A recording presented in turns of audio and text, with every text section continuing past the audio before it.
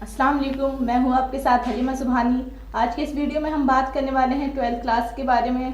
12th class की importance क्या है, 12th क्लास की स्टडी हमें किस तरह से करनी चाहिए, इन सब मुद्दों पर आज हम इस वीडियो में बात करने वाले हैं। हमारे साथ मौजूद हैं इरम। हम इनसे चंद सवालात पूछेंगे 12th क्लास की स्टडी को लेकर, 12th क्लास के बच्चों को लेकर। तो हम आइए शुरू करते हैं।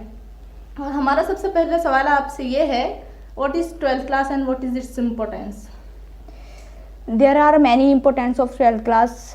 फर्स्ट इम्पोर्टेंस तो इसकी यही है कि हमें अगर आगे अपनी लाइफ में कुछ करना है तो हमें 12th क्लास ज़रूर करना पड़ेगा। सबसे ज़्यादा ज़रूरी हमारे लिए 12th क्लास बन जाता है, क्योंकि हमें आगे वाली लाइफ को क्लियर करना होता है। इसकी सबसे बड़ी तो इम्पोर्टेंस यही है कि यह हमारे आगे वाली लाइफ की नींव है। अगर हमारी बुनियाद है। अगर हमारी नींव कमज़ोर होगी तो हमारी बिल्डिंग भी कमज़ोर होगी। इसलिए सबसे पहले हमें करना क्या है कि हमें अपनी जो है नींव को बहुत मजबूत बनाना पड़ेगा, क्योंकि हमें आगे वाली मंजिल भी तैयार करनी है। नहीं, हमें अपने उद्देश्य के लिए, हमें अपने एम के लिए 12th क्लास को मजबूत करना होगा।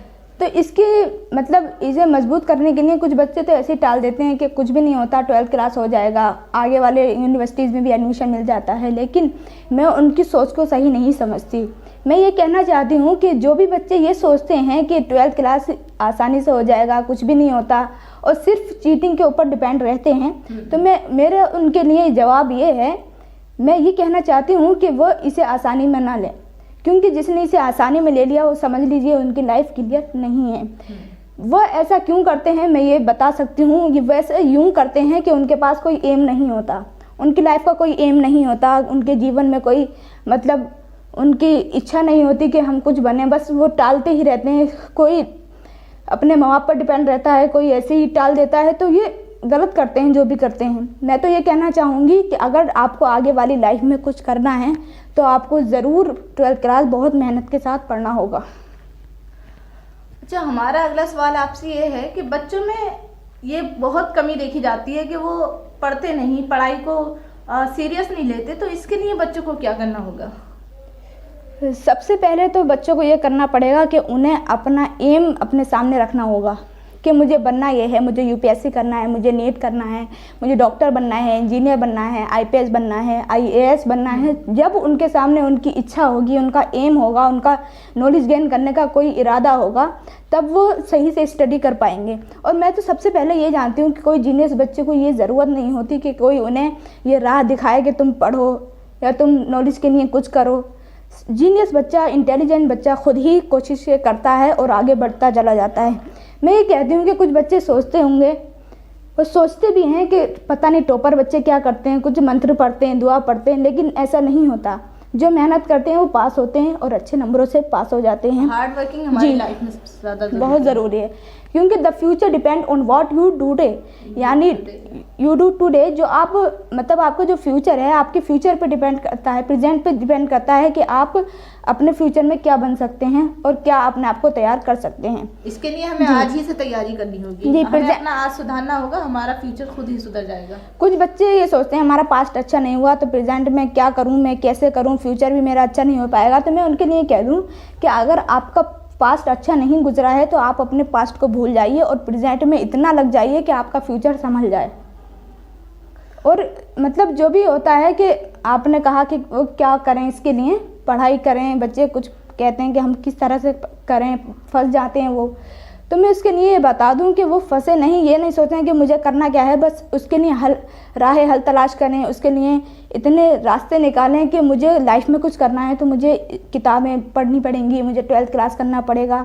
और मुझे लगता है कि जीनियस जो बच्चे होते हैं वो 8th क्लास से ही शुरू कर देते हैं अपनी लाइफ बनाने के लिए, एम को ढूंढने के लिए। तो हमारा अगला सवाल आपसे ये है कि बच्चों में एक लगन ये रहती है कि हम 12th क्लास में अच्छे मार्क्स गेन कर लें, तो हमारी पढ़ाई का मकसद क्या मार्क्स गेन करना होना चाहिए या नॉलेज होनी चाहिए? किस तरह का हमारा एम होना चाहिए? सबसे पहला तो एम हमारा बस नॉलेज गेन करने के लिए होना चाहिए।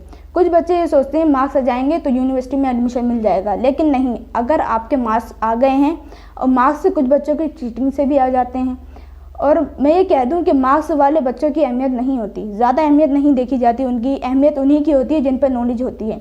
एक बार को मैं ये कह दूं कि एक बार का आपके मार्क्स काम कर गए लेकिन आपकी ज़रूरत नॉलेज की पड़ी तो आप क्या करेंगे? आपको आपको नॉलेज की इतनी इम्पोर्टेंस समझनी होगी कि आप नंबरों पर ध्यान ही न दे पाएँ। नंबर तो उनके भी आ जाते हैं जो लाइफ में कुछ भी नहीं करते। आपको लाइफ में अगर कुछ करना है तो अपने नॉलेज पे सबसे ज़्यादा ध्यान देना पड़ेगा। और मैं इसके लिए बता दूं कि नॉलेज कैसे गेन होती है। नॉलेज इस तरह से गेन होती है कि आपको अपने अंदर इंटरेस्ट जगाना पड़ेगा।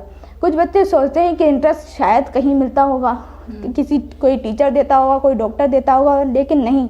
बच्चे अगर ये सोचते हैं तो ये गलत है, गलत सोचते हैं। उन्हें ये सोचना चाहिए कि मुझे अगर कुछ करना है तो मुझे अपने अंदर पैशन जगाना पड़ेगा, मुझे अपने अंदर जुनून जगाना पड़ेगा, तभी इंटरेस्ट भी जाग जाएगा।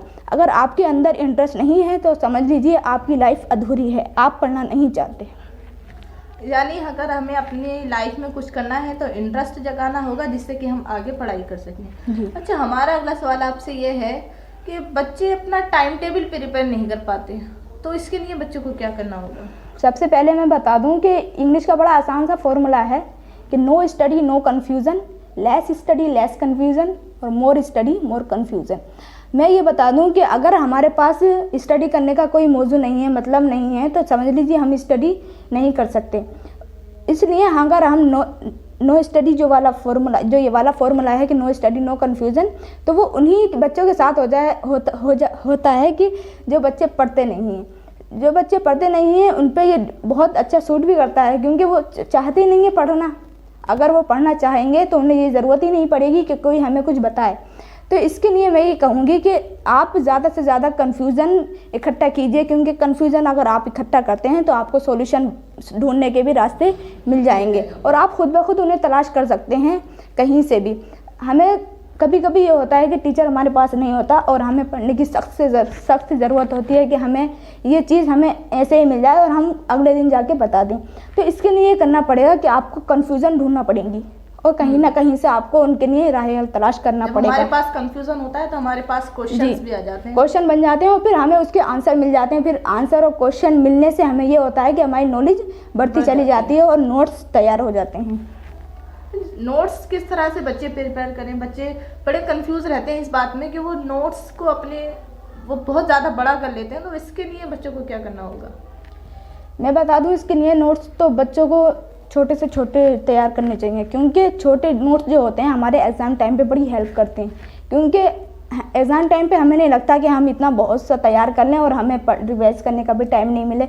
हमें बस ये करना चाहिए कि अगर हमारे चैप्टर्स वाइज नोट्स बने हुए हैं, टॉपिक वाइज नोट्स बने हुए हैं, तो आपको बस उनके पहचान करनी चाहिए कि ये क्या चीज़ है, ये क्या चीज़ है। बस आप उन्हें उतार लें और आपको इतना पता होना चाहिए उनके बारे में कि आप बस उसे रिवाइज करें एग्ज़ाम की रात में और सुबह को जाकर बआसानी लिख सकें। अच्छा, हमारा लास्ट और अगला क्वेश्चन हमारा आपसे ये है कि बच्चे इंग्लिश को लेकर बड़े परेशान रहते हैं। इंग्लिश 12th क्लास में वो इंग्लिश मीडियम में पढ़ रहे होते हैं, लेकिन उनके साथ सबसे बड़ी प्रॉब्लम इंग्लिश की होती है। तो इसके लिए बच्चों को क्या करना होगा? इसके लिए सबसे पहले बच्चों को करना पड़ेगा कि मतलब मैंने ये 3 बातें ढूंढी हैं, खुद मैंने इन पर गौर दिया है कि बच्चों के पास मतलब 3 चीज़ें अगर नहीं होंगी तो बच्चे नहीं पढ़ सकेंगे। 3 चीज़ें ये हैं कि कंसंट्रेशन, टाइम और आपकी चॉइस। आपकी चॉइस इतनी बेहतरीन होनी चाहिए कि आप कौन से टाइम कौन सी बुक पढ़ रहे हैं, या आपका मतलब किस बुक को पढ़ने का कौन सा टाइम है और किस वक्त आप अच्छी पढ़ सकते हैं। तो सबसे ज़्यादा तो ध्यान देते हैं आजकल बच्चे, 12th क्लास के ही बच्चे के बायो पे ध्यान दे रहे हैं, फिजिक्स पे दे रहे हैं और केमिस्ट्री पे दे रहे हैं। तो ये मुझे नहीं लगता ज़्यादा सही कर रहे हैं वो अपने साथ, क्योंकि एग्ज़ाम तो हमारे हर सब्जेक्ट का होता है, सोशल का, साइंस का, कुछ भी, सिविक्स का, हिंदी, इंग्लिश, सभी चीज़ का होता है। तो मैं ये कहूँगी अगर आप 1.5 से 2 घंटा अपनी फिजिक्स, केमिस्ट्री, बायो को दे रहे हैं तो इंग्लिश, हिंदी को भी आप ज़रूर आधा या 1 घंटा ज़रूर दें और कंटिन्यू अपनी स्टडी रखें। कुछ बच्चे ये करते हैं कि एक दिन तो कई घंटे पढ़ लिए, फिर अगले दिन आधा घंटा भी मुश्किल से पढ़ें, तो ये बहुत गलत है। आपको अगर पढ़ना है तो आप रोज़ाना इतना पढ़िए कि अगले दिन की भी चाहत होने लगे कि मैं इस दिन भी पढ़ लूँ, उस दिन भी पढ़ लूँ, और फिर आपके जो हैं नोट्स तैयार होते रहें, आपको नॉलेज होती रहे, फिर एग्ज़ाम टाइम पे आपके लिए वो मुसीबत बन के ना खड़ा हो जो आप ये सोचें कि अब मैं इसे कैसे हल करूँ। भले ही हम कम पढ़ें लेकिन हमें रोज़ाना जी। पढ़ना होगा। दोस्तों मिलते हैं अगले वीडियो में, हमारे साथ बने रहिए। बहुत बहुत शुक्रिया।